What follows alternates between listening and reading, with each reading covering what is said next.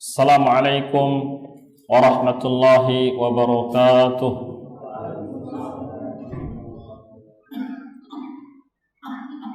Innal hamdalillah nahmaduhu wa nasta'inuhu wa nastaghfiruh wa natubu ilaihi wa na'udzu billahi min shururi anfusina wa min sayyiati a'malina.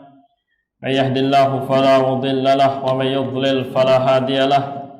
Ashhadu an la ilaha illallah wahdahu la syarika lah wa ashhadu anna Muhammadan abduhu wa rasuluh. Allahumma salli wa sallim wa barik wa an'im ala abdika wa rasulika Muhammadin wa ala alihi at-tayyibin at-tahirin wa ala sahabatihi al-ghurril mayamin wa ala sa'iri atba'ihi ila yaumiddin. Yauma la yanfa'u malun wala banun illa man atallaha biqalbin salim. Amma ba'd.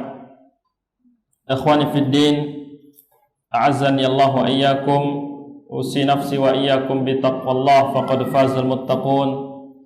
Qala Allah tabaraka wa ta'ala fi kitabihil karim, ya ayyuhalladzina amanu taqullaha haqqa tuqatih wa la tamutunna illa wa antum muslimun.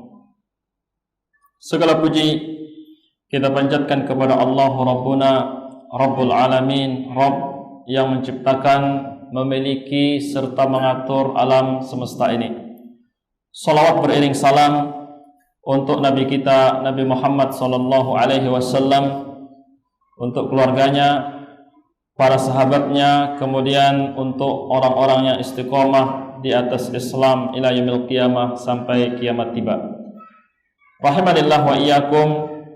Kita melanjutkan kajian kita membacakan kitab Ar-Rahiq Al-Makhtum yang mengisahkan secara lengkap sejarah kehidupan Nabi kita Nabi Muhammad alaihi afdhalus salatu wassalam. Kita sampai pada pembahasan Ghazwatu Bani Quraidah, peperangan melawan atau menghadapi salah satu kabilah Yahudi yang terbesar di sini adalah Banu Quraidah. Kita sampai pada adanya 3 pilihan bagi orang-orang Yahudi yang dikepung oleh Nabi kita sallallahu alaihi wasallam dan para sahabatnya. Kita sebutkan pilihan pertama, mereka memilih untuk masuk Islam sehingga semuanya akan aman dan selamat, kembali kepada makna Islam itu sendiri. Maka laki-laki Banu Quraidah apabila memilih untuk memeluk agama Islam, maka semuanya mendapatkan jaminan keselamatan. Begitu pula para wanitanya, anak-anak, termasuk dalam hal ini adalah harta benda yang mereka miliki, itu diamankan. Atau memilih pilihan yang kedua, karena tidak ingin masuk Islam disebabkan kesombongan yang ada pada hati-hati mereka, mereka akan memilih untuk membunuh sendiri para wanita dan anak-anak dari kalangan mereka dengan tangan-tangan mereka sendiri, kemudian melanjutkan untuk menghadapi Nabi kita sallallahu alaihi wasallam dan para sahabat. Ini pilihan yang kedua. Sehingga apa yang terjadi apabila mereka dikalahkan oleh para sahabat, atau katakanlah seluruh pasukan mereka, para lelaki dewasa itu terbunuh, maka tidak lagi ada yang tersisa. Tidak ada para wanita, tidak ada para anak-anak yang akan ditawan oleh kaum muslimin. Atau pilihan yang ketiga, mereka berperang habis-habisan menghadapi Nabi kita sallallahu alaihi wasallam dan para sahabatnya, entah kaum muslimin yang akan binasa atau sebaliknya mereka yang akan dikalahkan. Ini ada 3 pilihan yang bisa mereka pilih salah satunya. Akan tetapi di antara 3 pilihan ini tidak ada satupun pilihan yang dipilih oleh orang-orang Yahudi. Nah, di sini terdapat pelajaran yang sangat dalam. Yang pertama, ternyata taufik yang merupakan bagian daripada hidayah, dan kita mengetahui hidayah itu ada 2. Yang pertama adalah hidayah taufik. Yang kedua adalah hidayatul al-bayan wal irsyad. Walaupun dalam hal ini orang-orang Yahudi memahami dan meyakini kebenaran agama Islam, tapi tetap saja tidak ada keinginan untuk masuk Islam. Tadi tidak semata-mata kejahilan yang akan menjadikan orang menolak kebenaran. Memang iya, kejahilan itu salah satu di antaranya. Akan tetapi terdapat juga sebab-sebab yang lain. Di antaranya adalah kesombongan dan ada rasa gengsi tadi. Dan inilah yang senantiasa mengisi dada-dada orang Yahudi sampai sekarang. Orang-orang Yahudi dikenal sebagai satu kaum yang terdidik. Orang-orang Yahudi dikenal dengan bangsa yang cerdas, orang-orang pintar. Tetapi dalam hal mereka ditawarkan untuk memeluk agama Islam, didakwahi dan diajak, mereka sangat terkenal dengan penentangannya terhadap Islam. Jadi bayangkan, lebih memilih pilihan yang resikonya mereka akan kehilangan nyawa dibandingkan memilih Islam sebagai agamanya, disertai bahwasanya mereka mengetahui dan meyakini Islam adalah agama yang benar. Maka apa yang terjadi? Walam yabqa li Quraidah ba'da raddi hadhihi al-khisal ats-tsalath illa an yanzilu ala hukmi Rasulillah sallallahu alaihi wasallam. Maka tidak ada yang tersisa setelah orang-orang Yahudi Bani Quraidah menolak tiga pilihan ini, kecuali memilih yang lain, yaitu mereka tunduk terhadap keputusan berupa konsekuensi yang akan diberikan oleh Nabi sallallahu alaihi wasallam kepada mereka. Jadi di sini terdapat keanehan. Mau ikut arahan Nabi kita sallallahu alaihi wasallam, dan tentu Nabi kita sallallahu alaihi wasallam menginginkan tanpa terkecuali orang-orang di luar Islam untuk masuk Islam. Ini kan halus. Gak mau, lebih memilih terserah Nabi mau apakan, kita menyerah, tapi enggak masuk Islam. Artinya lebih memilih hukuman dibandingkan masuk Islam. Ketika Nabi kita sallallahu alaihi wasallam akan memberikan hukuman kepada orang-orang Yahudi ini dari Banu Quraidah, maka datanglah orang-orang dari suku Aus. Kan orang Yahudi kita tahu itu bertetangga dengan Aus Khazraj yang hampir atau mayoritas mereka sudah masuk Islam. Dan tentu terjadi muamalah yang cukup panjang dan dalam sebelum Nabi kita sallallahu alaihi wasallam hijrah ke Madinah antara orang-orang Yahudi dan penduduk Madinah secara umum. Maka apa kata orang-orang Aus? Mereka mengatakan, "Ya Rasulullah, qad fa'alta fi Bani Qainuqa ma qad alimta." Jadi sebelum Banu Quraidah, Nabi sallallahu alaihi wasallam sudah ada kejadian dengan Banu Qainuqa.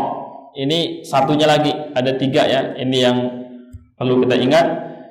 Banu Quraidah yang sekarang, kemudian Banu Qainuqa, lalu ada Banu An-Nadir. Ini 3 kabilah Yahudi yang terbesar. Intinya apa? Yang diinginkan oleh orang-orang Aus agar Nabi kita sallallahu alaihi wasallam yuhsin ila Bani Quraidah, memberikan keputusan yang ramah, memberikan keputusan yang terbaik bagi mereka. Akhirnya Nabi kita sallallahu alaihi wasallam mengatakan, ala tardawna ayyahkuma fihim rajulun minkum? Kalau begitu, ridhakah kalian? Apakah kalian rela kalau yang memutuskan itu bukan aku, tapi salah seorang di antara kalian? Jadi seharusnya apapun keputusan yang akan diberikan oleh Nabi sallallahu alaihi wasallam, itulah yang terbaik. Kenapa? Karena tidak didasarkan oleh hawa nafsu, tidak didasarkan oleh dendam yang tersimpan, ya kan?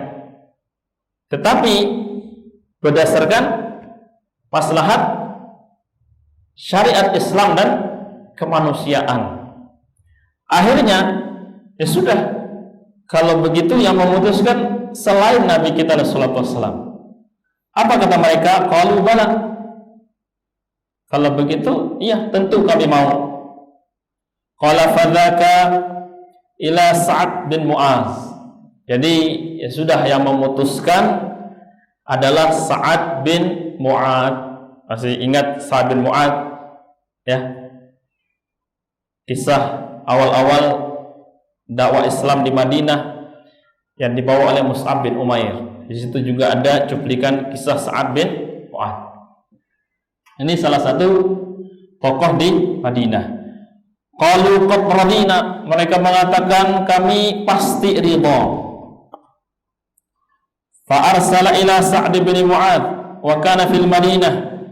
Maka dikirimlah utusan memberitakan kepada Sa'ad bin Mu'adz, karena pada saat itu Sa'ad bin Mu'adz ada di kota Madinah, tidak ikut ke perkampungan Bani Quraidah. Ada apa? Karena Sa'ad bin Mu'adz posisinya sedang sakit, terluka parah karena perang yang sebelumnya.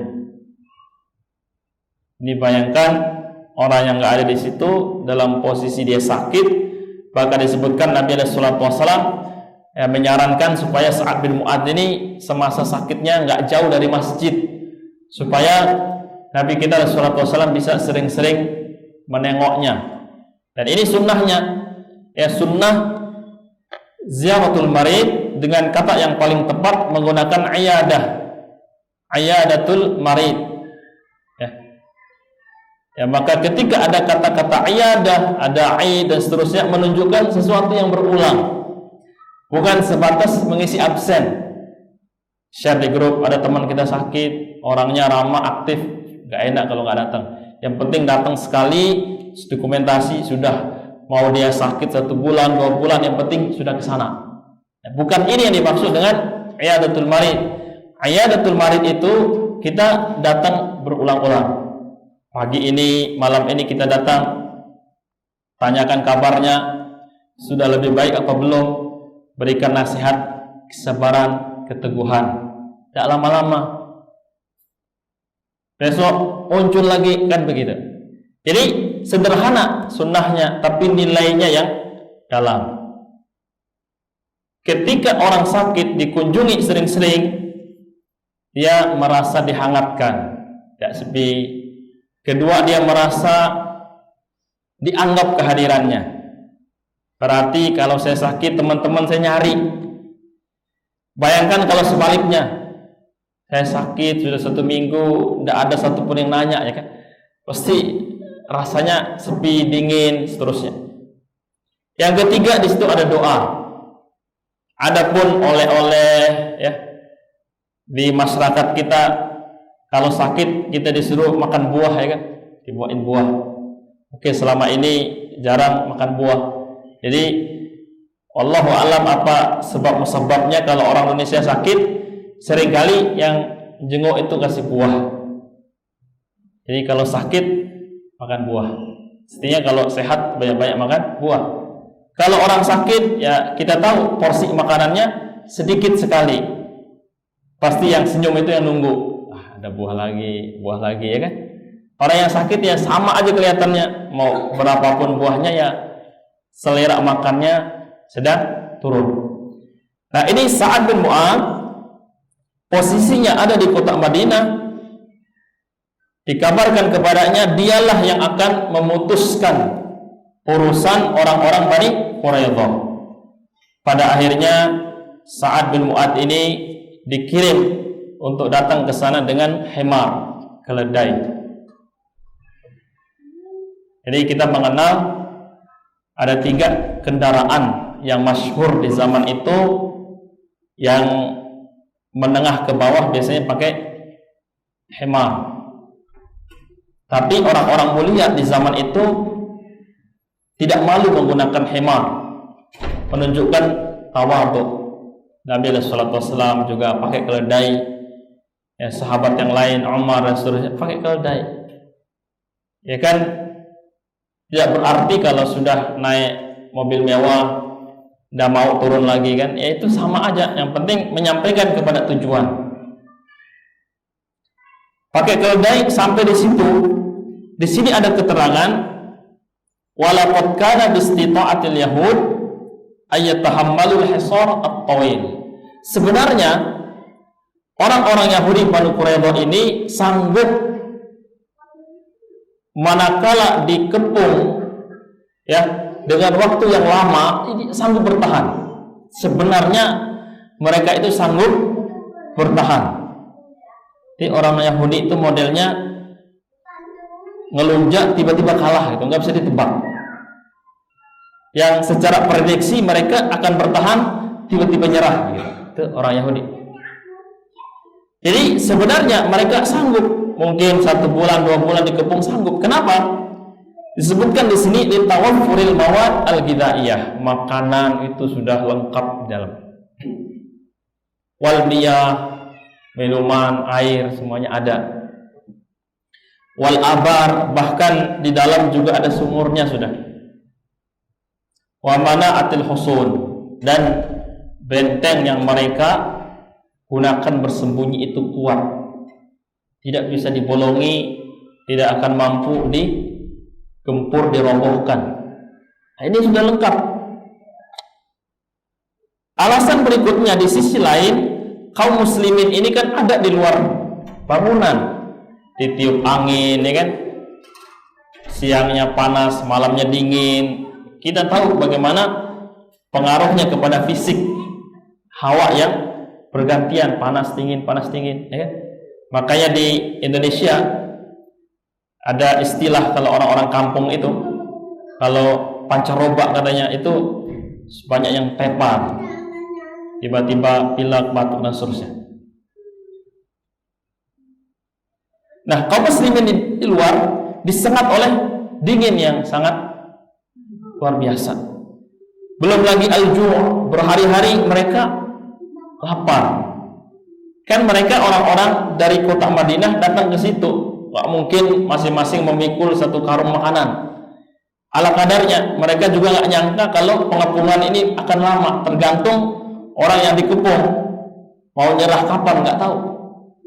Dan pada posisi kaum muslimin belum mendapatkan istirahat yang cukup dari perang sebelumnya. Nah, ini 2 kondisi. Orang-orang Yahudi ini cukup persiapannya, kaum muslimin di posisi serba terbatas.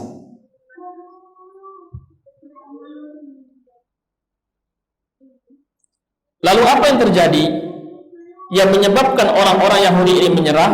Faqad qadzafallahu fi qulubihim ar-ru'ba, karena Allah Subhanahu wa ta'ala melemparkan rasa takut di hati orang-orang kafir Yahudi.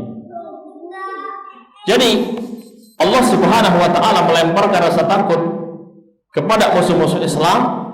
Itu terjadi kapan? Ketika kaum muslimin telah membangun kejayaan mereka. Harus ada ikhtiar yang serius.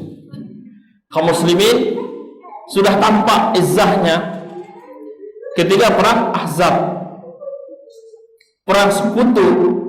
Katakanlah pada saat ini orang-orang kafir memaksimalkan segala daya dan upaya untuk menghabisi kaum muslimin, ternyata gagal. Izzahnya sudah terbangun kuat.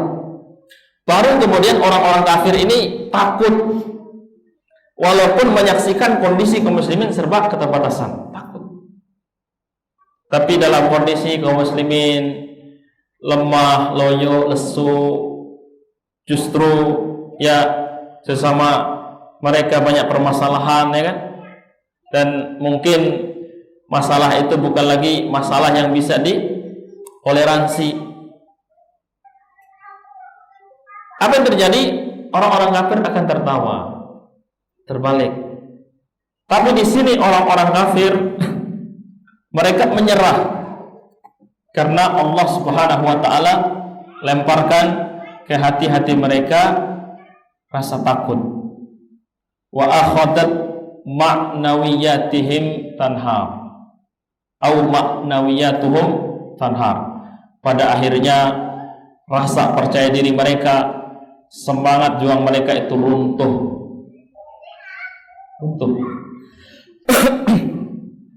Sehingga pada saat itulah Ali bin Abi Thalib, Zubair ibn Awam mendekat ke benteng itu. Kemudian Ali bin Abi Thalib berteriak, "Ya katibatal iman, wahai pasukan yang beriman, wallahi demi Allah, hanya ada dua pilihan. Saya akan merasakan apa yang dirasakan oleh Hamzah ibn Abdul Muttalib, atau akan membuka gerbang benteng ini." Artinya apa? Menang atau kalah? Apa yang terjadi terhadap Hamzah ibn Abdul Muttalib? Dia mati terbunuh di perang apa? Perang Uhud. Nah, sahih, pada perang Uhud.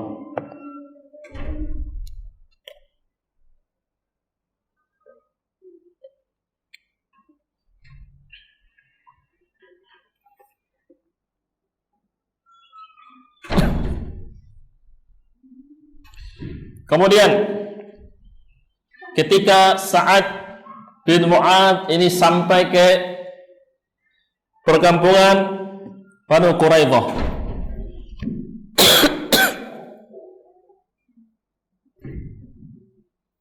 apa kata orang-orang itu? Falamma anzaluhu qalu ya Sa'ad inna haula'il qaum qad nazalu ala hukmik.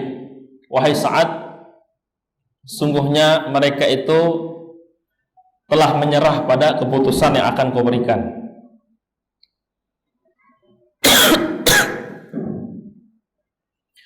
Wa hukmi nafidun alaihim, kata dia, apakah hukum atau keputusan yang akan kuberikan ini berlaku terhadap mereka?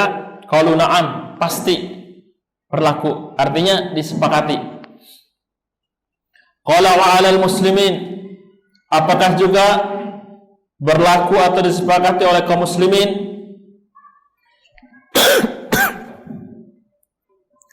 Qalu na'am, mereka mengatakan iya. Qala wa 'ala man hahuna, apakah juga kepada semua yang ada di sini? Na'am. Baik.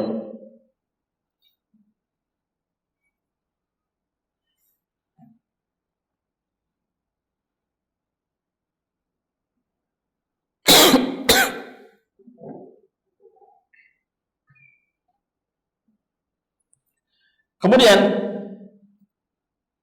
Sa'ad bin Mu'adz melihat ke arah Nabi kita sallallahu alaihi wasallam, ingin mendapatkan semacam persetujuan.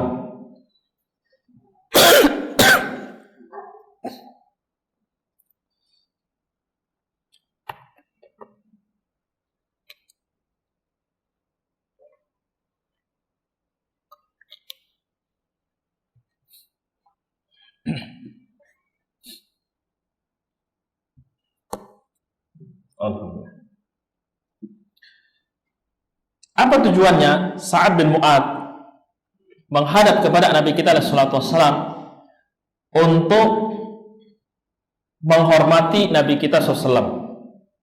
Bayangkan pada saat itu Nabi kita sallallahu alaihi wasallam ada, dan sebenarnya cukup Nabi kita sallallahu alaihi wasallam memutuskan terhadap orang-orang Yahudi Bani Quraidah. Akan tetapi Nabi kita sallallahu alaihi wasallam meminta Sa'adlah yang memutuskan, dan semua menyetujui hal itu. Ketika Nabi kita sallallahu alaihi wasallam melihat Sa'ad bin Mu'adz yang menghadap kepadanya, Nabi kita sallallahu alaihi wasallam mengatakan, "Na'am wa alayya." Ya Sa'ad, dan keputusan yang akan kau berikan juga aku sepakati. Jadi tidak ada yang tahu keputusan apa yang akan diberikan oleh Sa'ad bin Mu'adz. Jadi orang menanti-nanti. Dari orang-orang Aus dia berharap Sa'ad memberikan keputusan yang lebih lunak dibandingkan Nabi kita sallallahu alaihi wasallam. Akhirnya di sini Sa'ad sebagai orang yang cerdas, bijaksana, dia tidak ingin memutuskan kecuali semua orang yang ada di situ setuju. Gimana perwakilan orang-orang Yahudi setuju, kaum muslimin semuanya setuju? Bagaimana dengan Nabi sallallahu alaihi wasallam? Wa alayya, kata Nabi sallallahu alaihi wasallam, saya juga setuju, sudah pasrahkan. Kita lihat hukuman apa yang diberikan oleh Sa'ad bin Mu'adz. Dia mengatakan, fa inni ahkumu fihim ayyuqtala rijal. Hukumannya seluruh laki-laki dewasa Yahudi Bani Quraidah dihabisi, dibunuh. Ini bisa lebih tegas dari yang mereka harapkan. Watusbad dariyah watuk samal amwal. Kemudian harta-harta mereka dibagi. Lalu anak-anak, para wanita ditahan, ditawan. Langsung Nabi kita sallallahu alaihi wasallam mengatakan, laqad hakamta fihim bihukmillahi min fawqi sab'i samawat. Wahai Sa'ad, sungguhnya engkau telah memberikan hukuman dan keputusan seperti hukuman dan keputusan yang Allah turunkan dari langit yang 7. Jadi keputusan yang diberikan oleh Sa'ad bin Mu'adz disetujui oleh Nabi kita sallallahu alaihi wasallam dan sesuai dengan keputusan yang Allah turunkan dari langit terhadap orang-orang Yahudi.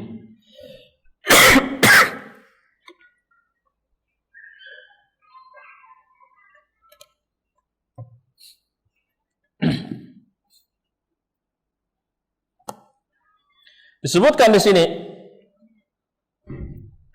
karena hukmu Sa'ad fi ghayatil adl wal insaf. Hukuman yang diberikan oleh Sa'ad ini sangatlah adil dan sesuai. Dikarenakan fa inna Bani Quraidah bil idafati ila martakabu minal ghadri syani', karena Bani Quraidah ini di samping pengkhianatan yang begitu keji. Pengkhianatan apa dimaksud? Banu Nadir ini berkhianat, mengkhianati perjanjian damai, dan itu terbukti ketika perang Ahzab. Jadi pada perang Ahzab itu orang-orang memprediksi bahwasanya kaum muslimin akan habis pada saat ini. Akhirnya orang-orang Yahudi ini ya sudah tidak ada lagi arti daripada perjanjian damai dengan kaum muslimin. Toh kita menyepakati perjanjian damai ini karena kita khawatir kalau terjadi pergeseran, benturan, kita akan dikalahkan oleh kaum muslimin. Nah, ketika perang Ahzab tampak seakan-akan itulah hari atau momen di mana kaum muslimin akan dihabiskan. Maka disitulah muncul watak asli orang-orang Yahudi Bani Quraidah. Langsung diputuskan sepihak perjanjian itu, dan mereka termasuk orang-orang yang akan ikut menghabisi kaum muslimin. Nanti diterangkan. Nah, ini kenapa disebut hukuman itu begitu layak dan termasuk hukuman yang paling adil? Karena kalau Banu Quraidah yang dominan, mereka akan lebih dulu melakukan pembunuhan, penghabisan terhadap kaum muslimin. Nah, ini letak timbangannya. Mungkin di benak kita akan ada opsi lain. Masa iya orang-orang Yahudi Bani Quraidah ini kalau dipenjarakan 1, 2, 3 tahun sambil didakwahi terus gitu, masa nggak ada yang masuk Islam? Kenapa mengambil keputusan yang sifatnya spontan, langsung dihabisin aja sekarang? Nah, di sini bisa saja orang-orang yang tidak suka kepada Islam berpikir seperti itu.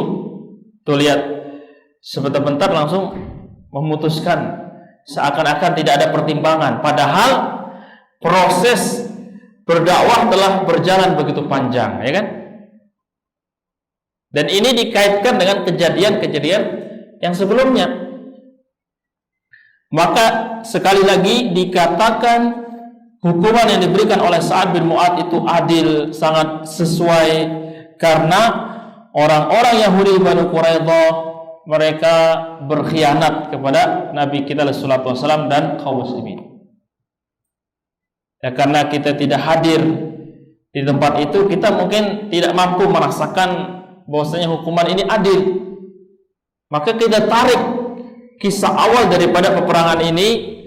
Ketika orang-orang baru selesai, belum istirahat, bahkan Nabi kita sallallahu alaihi wasallam pada saat itu masih mandi siang hari, malaikat yang datang. Malaikat itu mengatakan apa? Wahai Muhammad, apakah senjata telah engkau letakkan? Iya. Sesungguhnya para malaikat belum meletakkan senjata-senjata mereka. Bayangkan. Di malaikat aja nggak pakai transit, selesai langsung siap-siap ke mana? Kabul.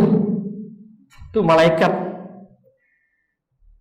Para sahabat langsung digiring ke situ. Dan di sini Nabi kita sallallahu alaihi wasallam menggunakan pesan penekanan. Jangan sholat asar kecuali di Banu Quraidah. Jadi iramanya seperti itu. Nah, kemudian kanu qad jama'u li ibadatil muslimin alfan wa khamsami'ah saif. Ternyata Banu Nadir ini, orang-orang Yahudi, telah menyiapkan 1.500 pedang untuk menghabisi orang-orang Islam. Mereka sudah siapkan. Ya. Kemudian wa alfain minar rumah. Ada 2.000 tombak yang mereka sudah siapkan. Wa 300 dir'ain, 300 baju besi. Wa 500 tursin au jufnah, dan ada 500 perisai. Ini berarti persiapan tempur yang betul-betul matang. Ini untuk mengkhianati kaum muslimin. Berarti sepadan, ya kan? Jadi terbunuhnya orang-orang Yahudi Banu Quraidah ini sebenarnya bayaran daripada niat buruk mereka yang telah mempersiapkan persiapan yang betul-betul matang untuk menghabisi kaum muslimin. Di sini hanya saja mereka kalah. Kalau mereka menang, mereka akan lebih sadis. Begitu. Baik.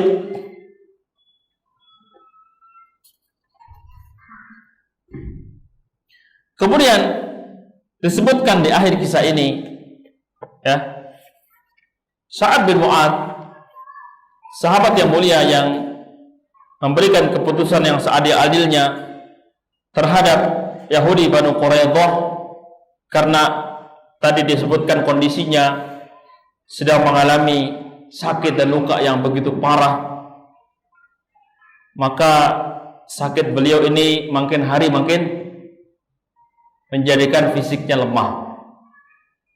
Jadi kalau orang Arab itu mengenal istilah sakit terakhir atau sakit yang menjadi sebab kematian.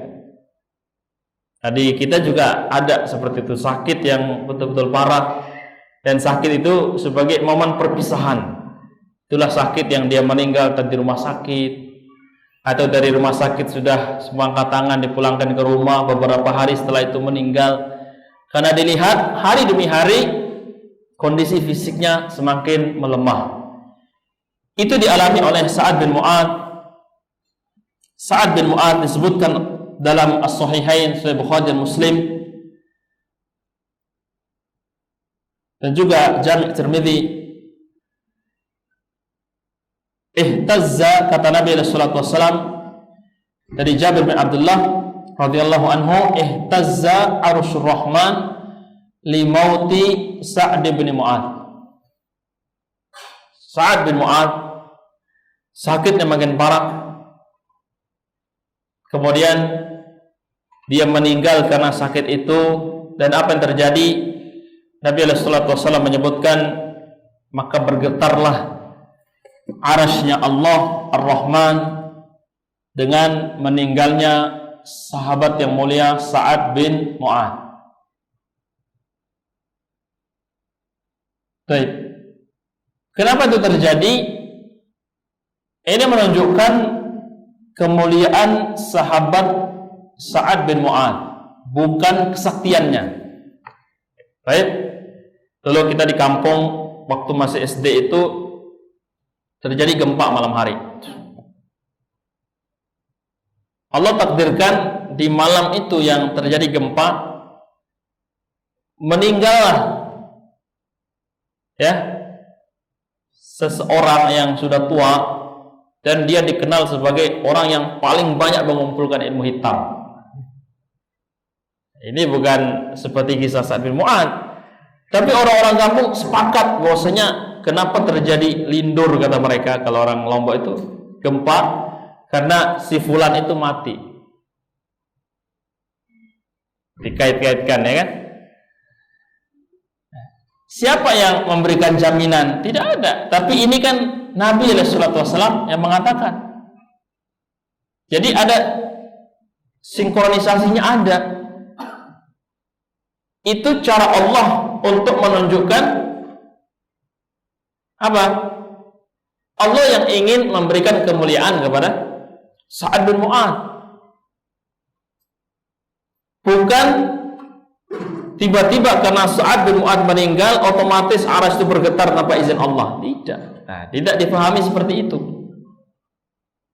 Toh kan ada sahabat-sahabat yang lain yang juga mulia, ya, bahkan lebih mulia, seperti Abu Bakar As-Siddiq.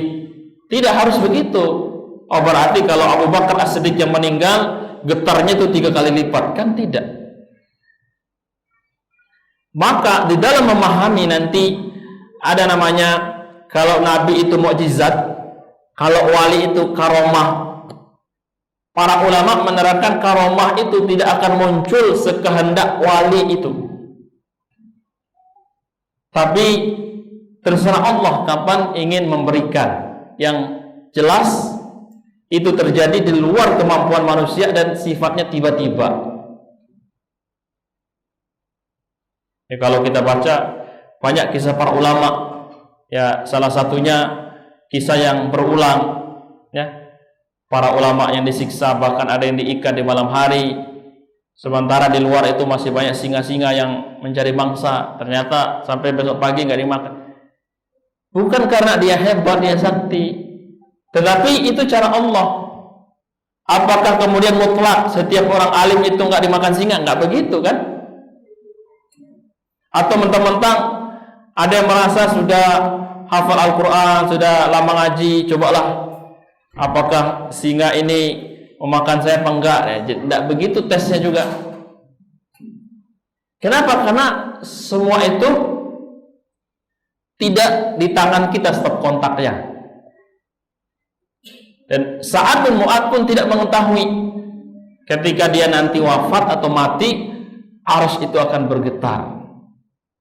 Tapi kemudian ini menjadi kisah yang terus orang kenal, bahwasanya Sa'ad bin Mu'adz adalah sahabat yang mulia.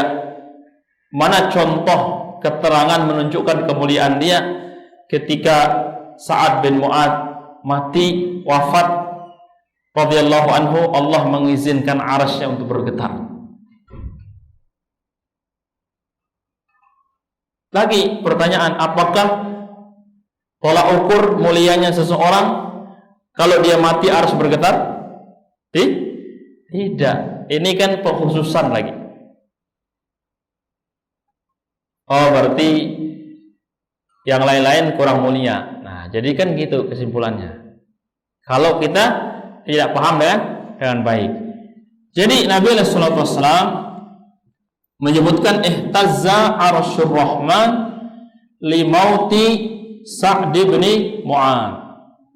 Bergetarlah arasy Allah karena matinya Sa'ad bin Mu'adz radhiyallahu anhu.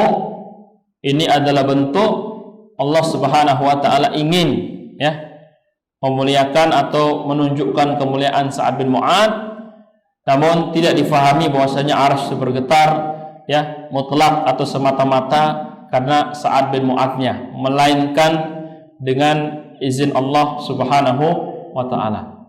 Kemudian disahihkan oleh Al-Imam At-Tirmidzi dari hadis Anas Malik radhiyallahu anhu, lamma humilat janazatu Sa'd bin Mu'adz, ketika jenazah Sa'ad bin Mu'adz ini diangkat, qalal munafiqun, orang-orang munafik itu mengatakan ma akhaffa janazatahu, alangkah ringan sekali jenazahnya, ringan sekali. Apa kata Nabi sallallahu alaihi wasallam? Faqala Rasulullah sallallahu alaihi wasallam, innal malaikata kanat tahmiluhu. Kenapa ringan ketika diangkat? Karena malaikat ikut mengangkatnya. Nah, lagi-lagi orang yang salah paham, berarti si fulan itu banyak dosa ya. Saya ikut ngangkat ke berat sekali, kayak 4 orang beratnya. Kayaknya di banyak kesempatan hal-hal semacam ini menjadi ini gibah double namanya. Kalau gibah biasa itu orangnya nggak ada tapi masih hidup. Ini nggak ada plus mati, orangnya masih digibah. Begitu. Atau sebentar-bentar kita yang mengukur bahwasanya dia mulia, kenapa rasanya ringan? Kan rasa ini kadang-kadang nggak ada tolak ukurnya ya. Itu bukan jaminan. Bukan jaminan. Hanya orang-orang yang sering mengurusi jenazah berpatokan kepada itu. Kalau berat berarti orang ini bermasalah, kalau ringan berarti orang ini bersih dari dosa. Nah, ini tentu merupakan persepsi yang salah yang perlu diluruskan. Kenapa demikian? Karena kita tidak punya ruang di dalam berkomentar pada hal-hal yang sifatnya ghaib, kecuali ada berita dari wahyu, baik itu dari firman Allah Subhanahu wa taala atau sabda nabinya sallallahu alaihi wasallam. Tidak ada sumber yang ketiga. Tidak ada sumber yang ketiga. Bahkan di dalam menyikapi riwayat Israiliyat, riwayat-riwayat lama tapi tidak dikonfirmasi oleh Islam, itu kita tawakuf. Ada cerita. Ini sisa-sisa cerita dari Bani Israel. Ceritanya menarik, sepertinya menguntungkan Islam. Kira-kira benar apa enggak? Kalau tidak ada konfirmasi benar atau salahnya dari agama kita, maka kita tawakuf. Tidak mendustakan, karena tidak punya cukup alat untuk mengatakan itu dusta, tidak juga membenarkan. Tidak juga membenarkan. Maka cerita tentang Israiliyat itu banyak sekali. di dalam kitab-kitab para ulama, ya. Dan mereka menerangkan kita tawakuf, tetapi kemudian yang dikisahkan ulang oleh Nabi kita sallallahu alaihi wasallam maka kita benarkan. Yang dikisahkan ulang itu kan banyak sekali. Banyak contoh-contoh kisah umat terdahulu, misalkan 3 orang yang terkurung di gua, ya. Karena ada hadisnya, kita benarkan. Banyak sekali. Nah, maka di sini satu pesan yang ingin kita sampaikan, yang terjadi terhadap sahabat yang mulia Sa'ad bin Mu'adz ini bukan karena semata-mata kehebatan Sa'ad bin Mu'adz yang menjadikan arsy bergetar, tetapi Allah lah yang mengizinkan arsy-Nya bergetar untuk menunjukkan kepada manusia bahwasanya Sa'ad bin Mu'adz dimuliakan oleh Allah Subhanahu wa taala. Dan Nabi sallallahu alaihi wasallam di sini menyebutkan bahwasanya malaikat ikut memikul jenazahnya Sa'ad bin Mu'adz. Adapun kita ya tidak tahu malaikat ikut apa enggak, itu di luar apa yang kita bisa ketahui. Baik, visual, ada pertanyaan?